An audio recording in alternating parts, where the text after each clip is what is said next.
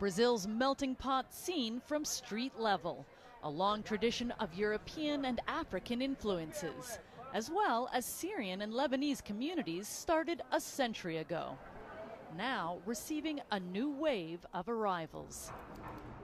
Hussein Kanan trims, combs, and touches up, skills he learned in Syria and now puts to use at his own shop in Sao Paulo. There are people who are smuggled out of Syria by sea and end up dying, he says in Arabic.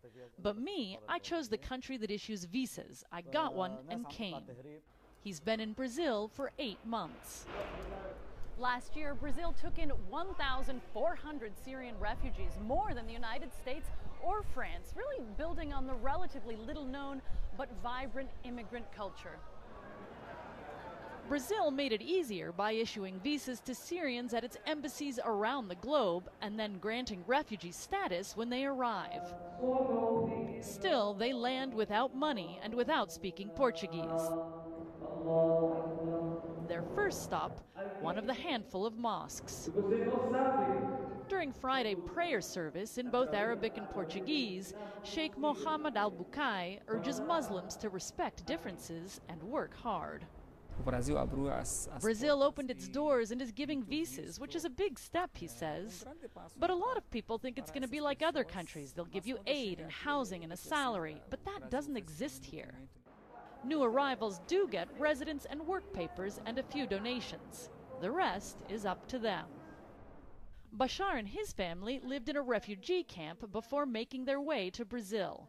The future in Syria, God knows, is over and gone, he says. We hope to make a future here. Bashar is in charge of maintenance at the Paris Mosque. Shahrazad takes their 2 children to a local school. I have Brazilian friends I talk to, she says. They visit me and I visit them. But experts say Brazil's long history of Syrian and Lebanese immigration is not the only motivation. If you consider Brazil this emerging power, and Brazil also wants to be this global player, it's important for a global player to be part of the solutions of global crises like Syria.